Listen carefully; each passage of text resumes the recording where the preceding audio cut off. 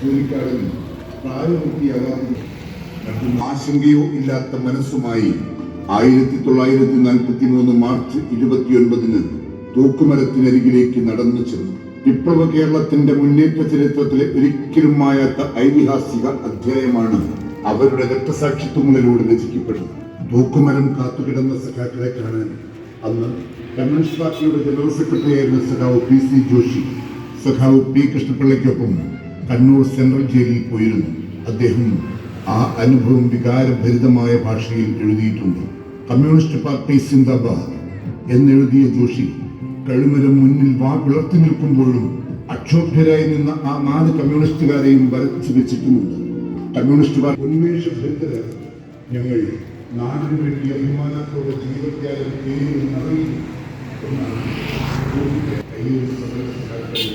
അപ്പു കൊയ്ത്താറ്റിൽ ചിലുകണ്ടൻ, സഖാവ് കൊടോര കുഞ്ഞമ്പു നായർ, സഖാവ് പള്ളിക്കൽ അബൂബക്കർ, ലോകമെങ്ങുമുള്ള വിപ്ലവകാരികൾക്ക് ആവേശമായ കയ്യൂർ രക്തസാക്ഷികൾ. അവരുടെ ജ്വലിക്കുന്ന സ്മരണകൾ വരുംകാല പോരാട്ടങ്ങൾക്ക് കരുത്തു പകരും.